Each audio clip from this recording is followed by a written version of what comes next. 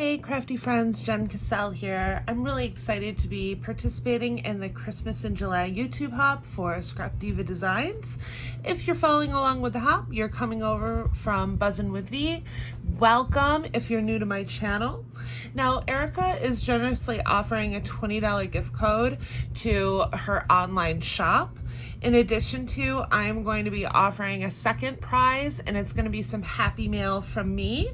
And I will leave further details on the giveaway at the end of this video. Now, the hop is happening from Saturday and Sunday, today the 22nd to tomorrow the 23rd, starting 10 a.m. Eastern both days. Here is her site and, of course, all of her socials. Make sure to use that hashtag Scrapdiva Designs for some amazing inspiration. So you can use my coupon code JEN10 for 10% off your purchase. For my project, I use the peppermint mini album die to create this adorable little box, perfect for gift giving during the holidays. In addition to, I also use the peppermint sentiments as well as the double loop bow. And I am going to have a quick tutorial on how I made this cute little shaker box. This box, I use the adorable Mix and a Mingle kit from Simple Stories. And the one that I'm going to do for the tutorial portion, I am using this digital collection that I picked up from Creative Fabrica, and I will leave a link in the description box for all of this. And if you haven't watched this video, I will leave a link in the description box for this video as well, because it's super fun, Christmas in July, using Scrap Diva Designs. So let's get on to the tutorial. So the dies that I've used are the peppermint mini album.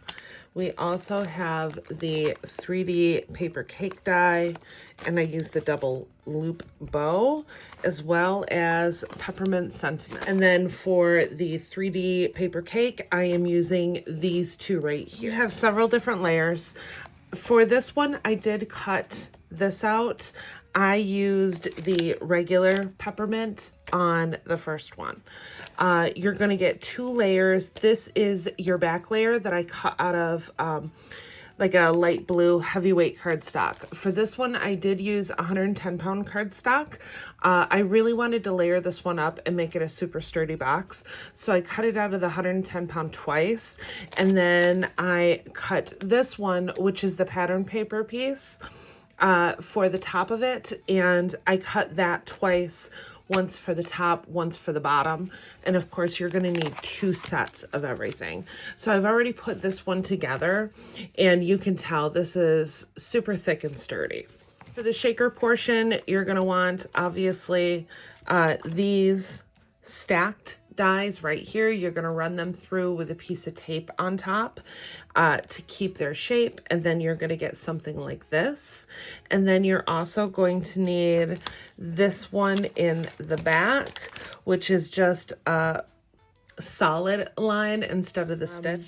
I did 110-pound cardstock twice for the actual box interior, and then I did one in the candy cane for the interior layer of the top of the box.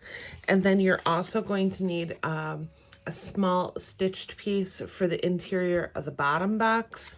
And I did cut an extra one just in case, because I'm not sure if I'm going to use this pink for the top portion of the shaker. I haven't decided. You're also going to need some foam. This I just cut out of the dies while I still had them taped together, just like this. Or you could just use some foam pieces. It's totally up to you.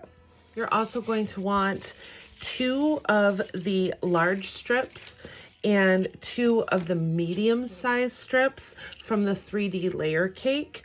I did mine out of 110-pound cardstock once again. Make sure that when you do this project, you really want to make sure these edges are burnished really nicely for you. If they're not, they can look a little wonky when you're putting this together. This is 7/8 of an inch strips of paper, so I could cover the exterior layer of my box. And a good tip is to use a stripe pattern for this. When you're using the stripe, it makes it super easy to line things up and make sure that everything is in place. So I've set that aside and I'm going to work on the circular portion of the box. You are going to put together the medium and the large pieces that you've cut out, and I am using my Barely Art glue for this. You are going to want to take the tabs off one side so you have a clean edge for the top of your box.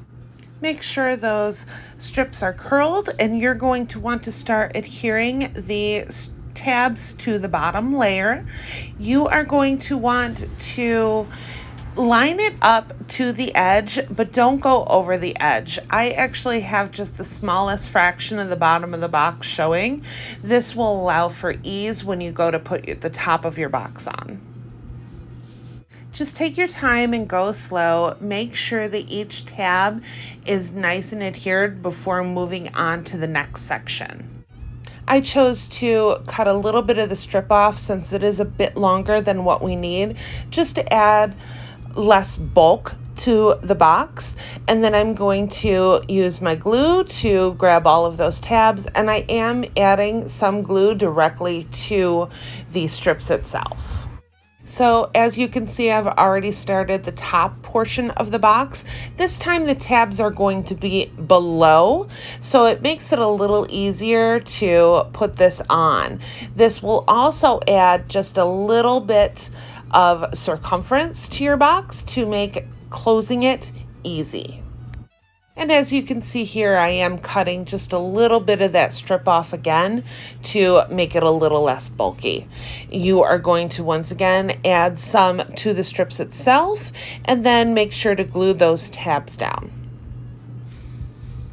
Now you can see that I'm going to add the candy cane layer to the bottom portion of the box. I'm just going to use my Barely Art glue, and it's going to fit really nicely in there because it is a little smaller than the original one. And as you can see, they fit together pretty well. As you can see, I'm gluing the box to the candy portion that we've already put together. I took the box apart so I could really get into the interior and press that down. And you're going to want to do that for the top and bottom portion of the box. As you can see, I used my work surface to make sure that everything lined up. I did use Barely Art for this because it does have a little extra dry time than if you used hot glue, which you really have to be exact for. I've set my box aside, and now I'm going to work on this striped paper. Using the stripes, I'm going to add a little bit of glue to create one long strip, and then I am going to curl it with my bone folder to put around the outside of the box. As you can see here, I've just added a little bit of glue to those pattern paper strips, and then I am just popping it around my box. This is a generous size, so you may want to cut a little bit off. I did it as I adhered, so I didn't have to measure.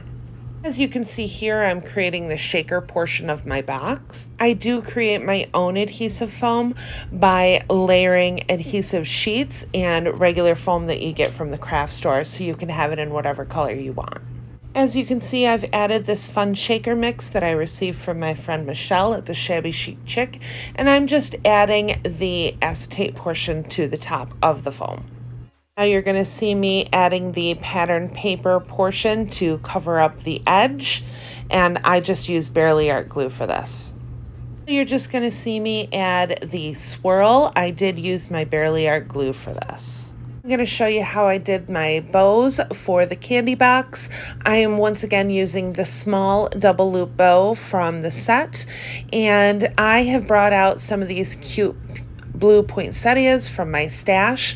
I'm also using some of the leaves from the original flower die, as well as some faux florals that you can get at any of your Michaels or Joann's during the holidays.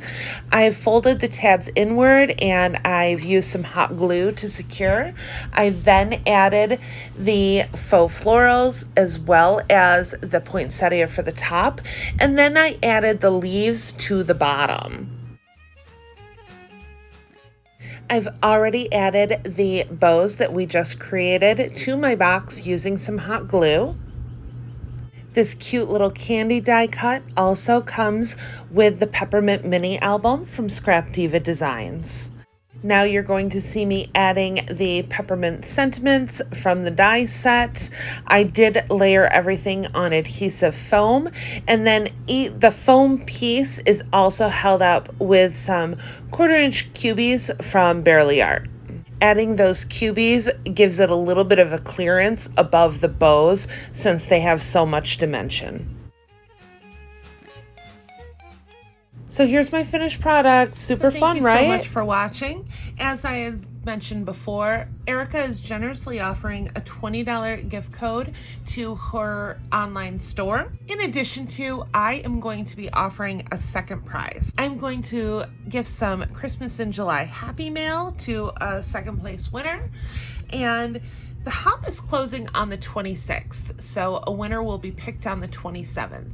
In order to participate in my giveaway, you have to leave a comment on this video, and you need to tell me whether you like the pink or the blue candy box a little more. Please make sure to watch the entire hop for a chance to win.